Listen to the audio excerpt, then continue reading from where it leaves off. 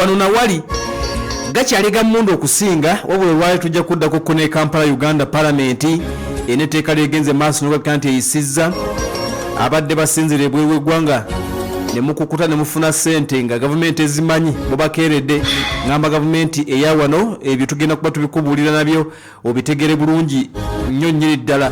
Lunaku lwa 33 ng'emmundu egenda maaso n'okulabika nti evuga wakati w'eggwanga ettibwa erya Iran n'eggwanga ereetibwa erya Isirayiri. Kakati Irani akuba Isirayiri, akuba eggwanga ettibwa erya Amerika, akuba Qatar, akuba UAE, akuba Bahrain, akuba Oman n'amawanga mpuliriza amalala wabula abamusabula bali babiri. Abamukuba bali babiri Isirayiri n'eggwanga ettibwa erya Amerika yakuba 9. Irani abamukuba bali babiri Isirayiri na Amerika kati ye mu kola retaliation atakuba 9.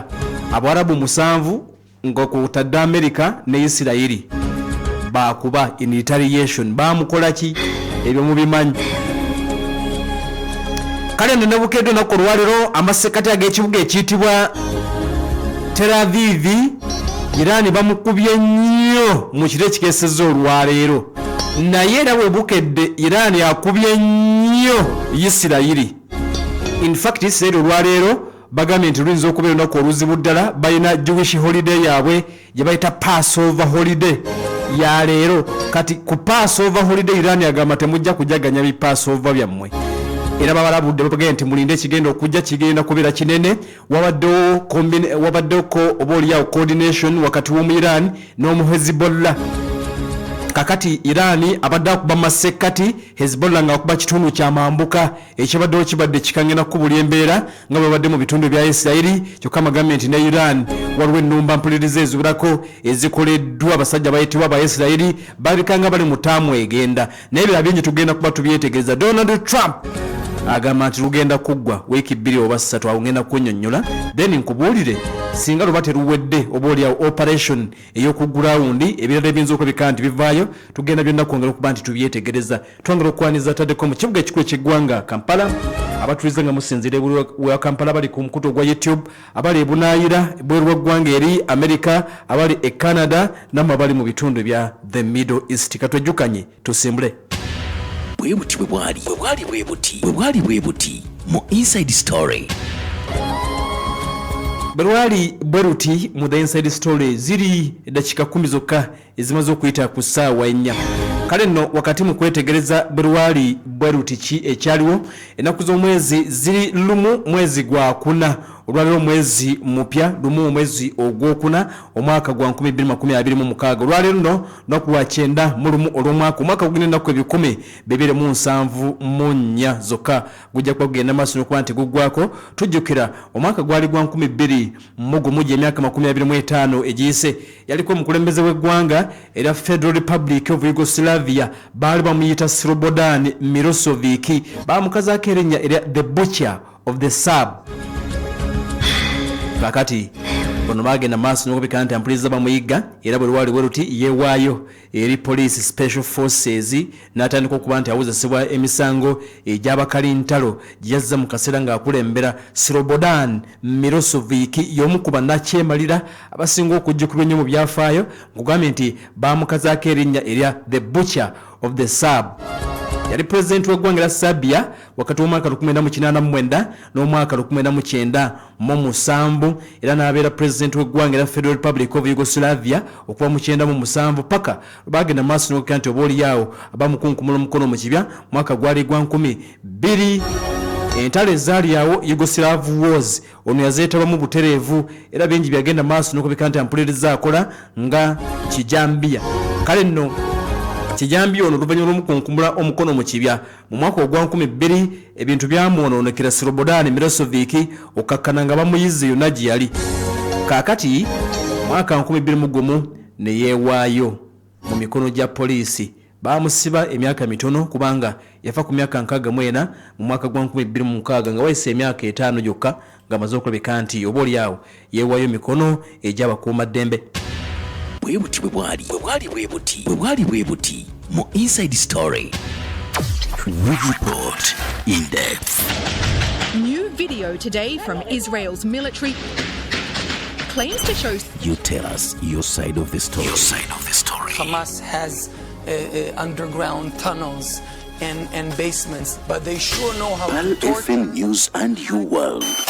Behind every statement, there is a bigger story.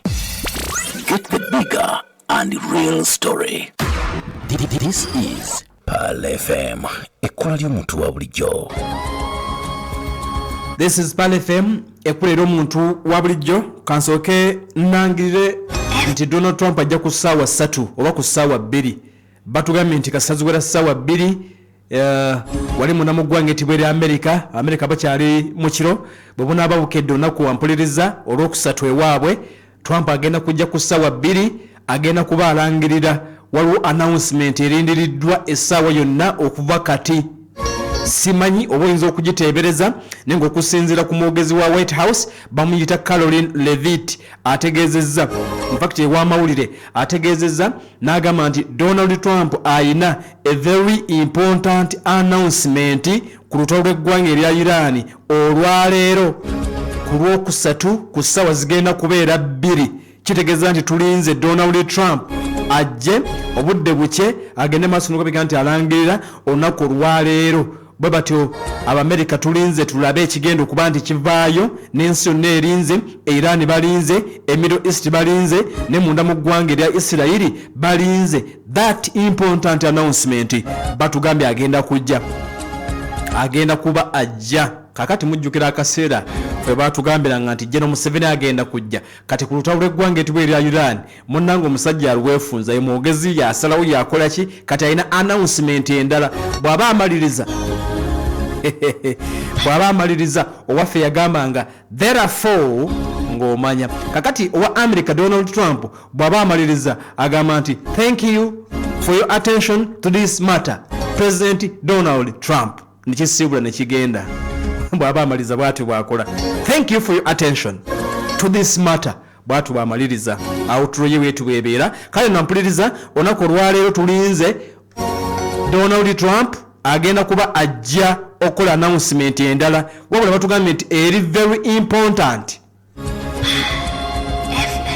Kati agenda kwogera ki tumulinze ku ssaawa 2 Donald Trump.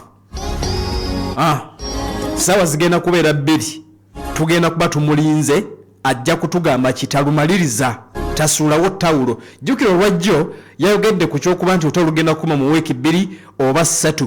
Ekyo tugenda kukikubuulira mu maaso awo naye nga tulinze announcement batugambye nti eri very important nnyo ku lutalo lw'eggwanga eriyitibwa erya Iran.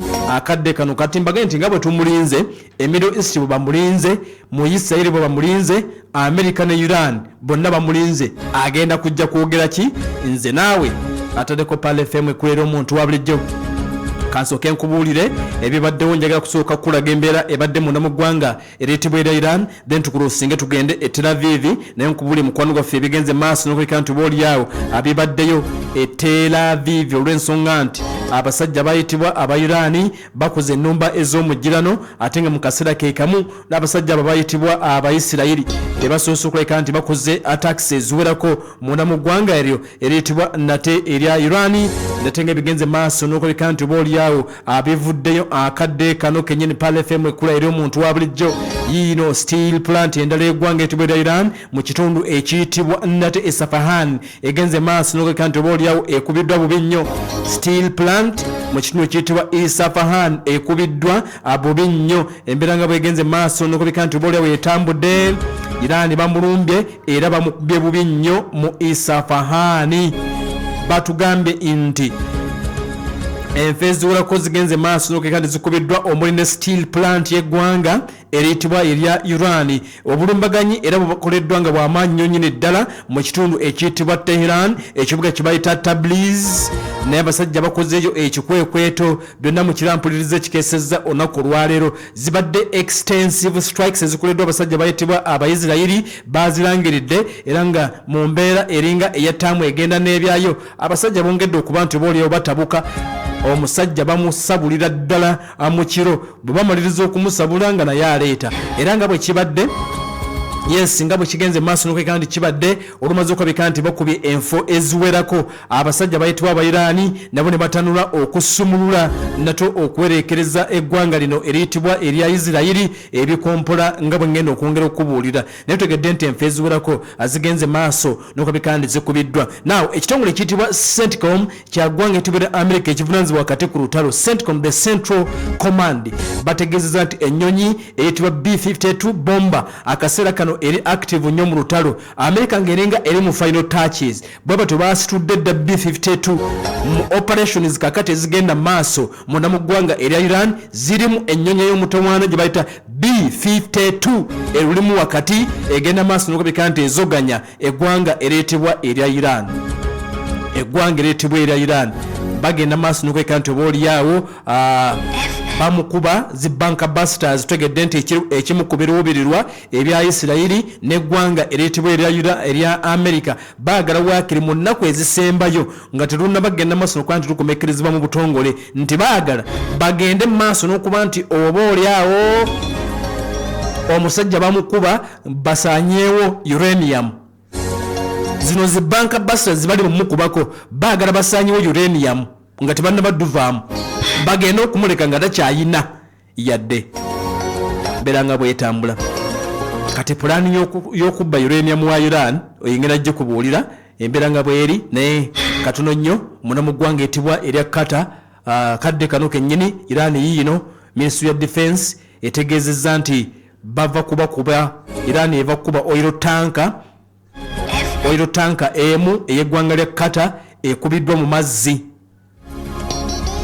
tanka bava kugikuba era bakulengeza ng'etuntumuka omuliro abasajja bayitibwa ba Iran bagambye nti bagikubye bagamba nti gibadde emizinga esatu kati egamba nti gibadde emizinga esatu ebiri bagikutte omulala ne gugenda gukuba tanka kampani eyitibwa Qatar Energy gyegenda maaso n'okulabika nti oba olyawo eddukanya batugambye nti kakati abantu 21 abagye baddeko babadde evacuated y'amafuta Iran egirengedde n'egenda maaso n'okulabika nti ampuliriza egikubye kati mbagambye nti ekibadde mu kiro ekikeseza olwaleero zibadde extensive attacks eri Iran bamukubye bubi nnyo bubadde busaasaanaawo wabula Iran ekiro kyonna tawereekereza Isirayiri alinze ne bukya tetumanyi oba akakodyo kakyuseemu naye webukedde abaala ne batanula okuba ensi 9 kasita bukedde ne batandika okasuka mu nsi zonna ezo zembadde mbabuulira Abarabu 7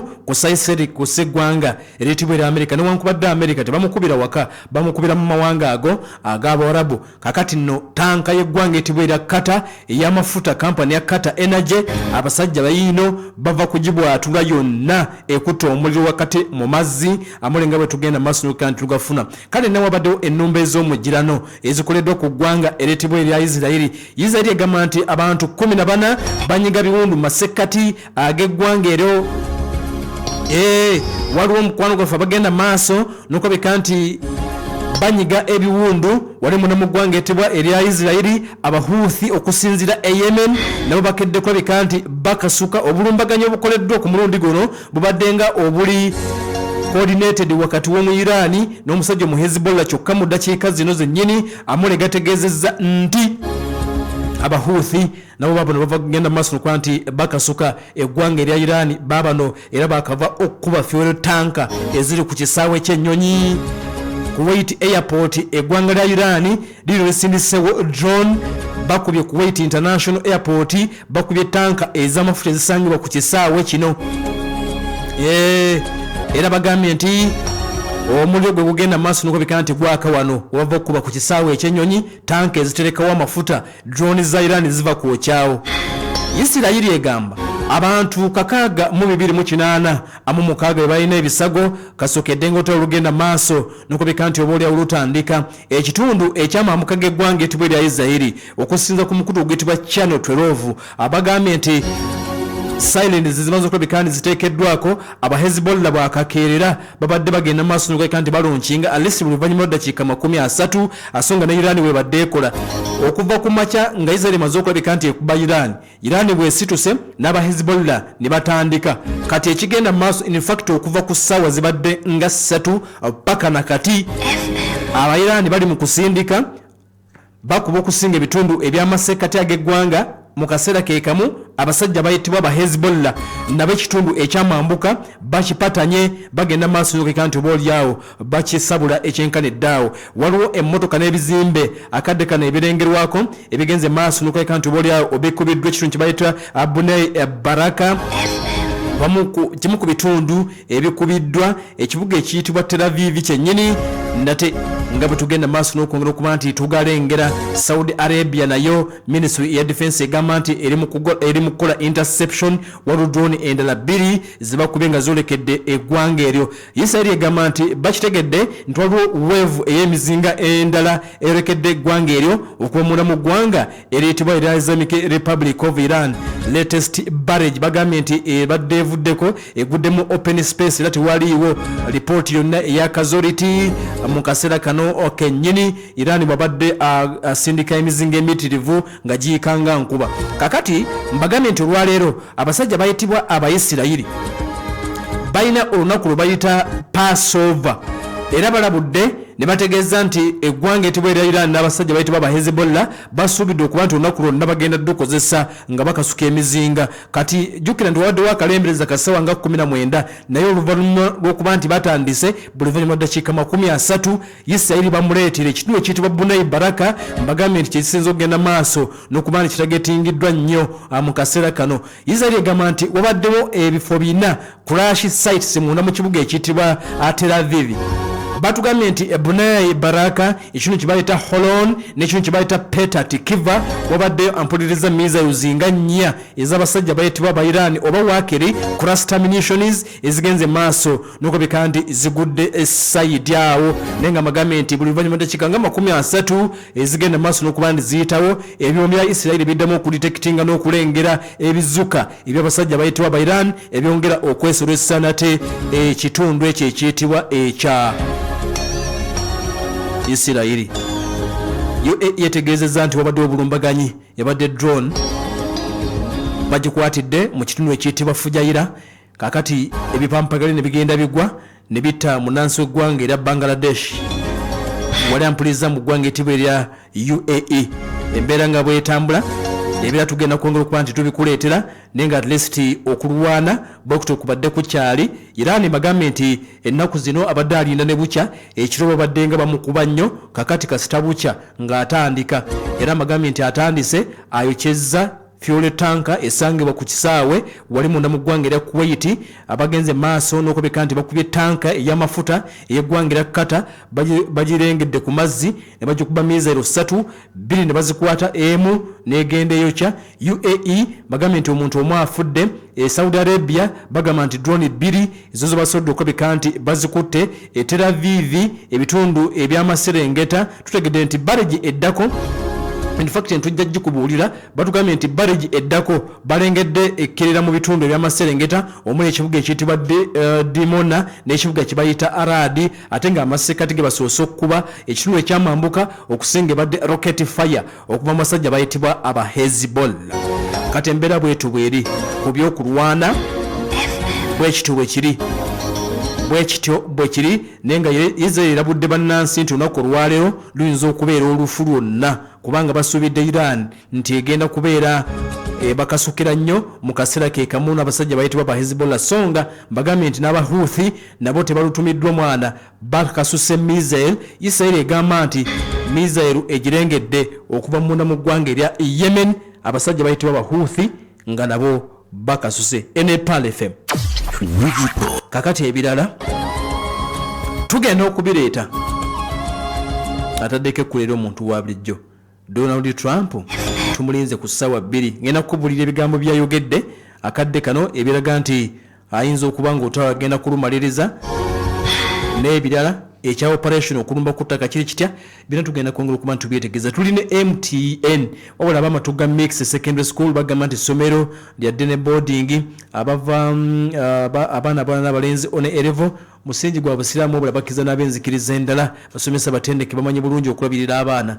Ebyensuula bya mulembe ne data ennungi ebyemizannyo sako ne talenti z'abaana bayifiirako ddala basomesa vocational skills balina bamashehe ne bashekati okusomesa abaana eddiini. Nebu Center weeri genda owandiisa sso omwana bali wali ematugga ku luguudo olw'ebbombo. Essimu eri noti 7 noti 6 88 noti 331 noti 7 noti 6 88 noti 331 noti 779 18 noti 3 30 bannaffe abo ate bafune abulungi ababayita abamatugga mix secondary school. Tukujjukiza kakati abashipu edasi bagamba nti beboka boba weesiga bagenda kuyamba ku kusabazibwa amaguzi mu mwangu ddala okuva mu namugwanga eritibwa ira China ennaku 17 bajja kuba bituuse Mombasa. Mombasa pa Kampala zibe ennaku 3 gwalita continent number oyagala kwegatta ne banno bakuyambako okuyunga kuba suppliers batuufu n'okulamuza obutale bwe China bakula clearing ne forwarding. Genda ku suppliers level 2 room number S13 okulira na Equatorial Mall. Essimu noti 7 noti emu nya mukage mu lukaga kyenda noti 7 noti emu nya mukage mu lukaga kyenda. SH Family Hardware bali ku kuberigena ku headquarters za district ya Kiso bagamba gwe yagala okuzimba nti genda bakuguza bya plumbing cement bamutusane ku site emisumali tanka mitembo sengenge matala byonna babirina ku SH Family Hardware bagamba nti gula bonamu account oteke ku sente paka bona atukirize ekirubirwa kye ky'okuzimba. Gomana fazimba n'ateekateeka SH Family Hardware wali ewa Kiso bali ku noti 75 nya 3 nya noti 75 nya 3 5 monya obafuni Uganda Halali Bureau bakuyita gwa company edagwa akola ebyokola ebyokunywa bagamba nti batuukirire basobola okakasabyo ku lubanga biri halali kusa app kagwa road watandikira plot 2 Dairy Gardens bagamba nti bulijjo kozesibwa bikakasiddwa nti biri halali wekebeje kyoguluba nga kirika akabonero aka Uganda Halali Bureau ketuloovu mu mulimu ekigambo halali kiri mu lulimi Luwarabu. Noti nya emunya 23356 okubene ku noti 758 52 noti 11 bannafabo era ojja kuba bafuna bulungi gwayagala amata tukuzigirira amataga sibyangude supply amata malungi oyagala bongo oyagala muzigo oyagala kusubula genda wali nateto okumpi n'ebitaala we bali ofuna amata malungi kabo wansanyi kibumbiruka okuka twende jomune ekireka kasa masanafu kasenge yonna gye bali noti 7 noti 2 2888 ofuna amatago noti 7 noti 2 2888 ofuna amataga sibyangu Dar supply. Kakati banno aba Pure Herbs Clinic baddamu kuyita bagamba nti olinda ki genda ofune dozi eddagala ku mitwalo 4 n'ekitundu ate nga dozi yegenda okuba nti ekutereeza ya mitwalo 4 n'ekitundu ng'omunafale ng'ofuyisa omuso ogujjawo gwesiba obuuka mu kawago bagamba nti genda ofune eddagala eryo essenge kikutabuseeko omugongo gukuluma Prostate Herbs eddagala dozi emu ku mitwalo 4 n'ekitundu ate nga bagajja kutuusiza wonna wooli egenda kukolako okuva mu Pure Herbs Clinic bali kyebando wali emabega wa Butaba supermarket wa emabega wa Starbex empya. Essimu ya noti 75 2 98 2 noti 7 318 Pure Herbs Clinic ne bayita gwa tawanziba ulcers otawanziba infections ani yakulemeddeko genda bajja kujjanjaba omugongo gukuluma eddagala weriri ka alpha akuweekali kabami okusinga bavubuka nga weyakozako enkula yokweza nyikiriza nga ne size ebulamu genda maso nokuba nti batuukira ba Pure Herbs Clinic. Noti 75 2 98 noti 75 2 98 kakati Iran nga bayitamu IRGC balabudde kampani zonna za America eza technology oba tech companies bagamba olwaleero luno onaawulira kanjembi kuwe obulamu bukyankalanira ddala nga tukozeseza momo otawanyizibwa okunoonya chenji wano na wali papa inamu kachenji awo okakibwa okwegayirira ku sente ezizo kondakita balansi wange n'ebiseera ebimu zikuyiikako ate oluusi ne zikubula nako bannange enkumi zange 5 muzindabiddeko weewala okukaluubirizibwa mu ngeri ezo zonna kozesa momo app oba nyiga *165*3 okusasulira ekintu kyonna awantu wonna onyumirwa obutasalwako sente ezisindika ng'osasulira ebintu ebikka wansi w'5,000 olina amaanyi okubeerawo nga tokaluubirizibwa ago ge maanyi ga momo. MTN Momo Uganda Limited erungamizibwa banka enkulu eya Uganda. Obulamu bukyankalanira ddala nga tukozeseza momo otawanyizibwa okunoonya chenji wano na wali papa inamu kachenji awo okakibwa okwegayirira ku sente ezizo kondakita balansi wange n'ebiseera ebimu zikuyiikako ate oluusi ne zikubula nako bannange enkumi zange ttaano muzindabiddeko. Weewala okukaluubirizibwa mu ngeri ezo zonna. Kozesa Momo app oba nyiga *165*3 okusasulira ekintu kyonna awantu wonna onyumirwa obutasalwako ssente ezisindika ng'osasulira ebintu ebikka wansi w'50,000. Olina amaanyi okubeerawo nga tokalubirizibwa. Ago ge maanyi ga Momo. MTN Momo Uganda Limited erungamizibwa banka enkulu eya Uganda. Tokkiriza mwana wo kuziŋŋama kufuuka wandwadde olw'endyembi. Omwana mugulira obuugi bwa anti-porridge.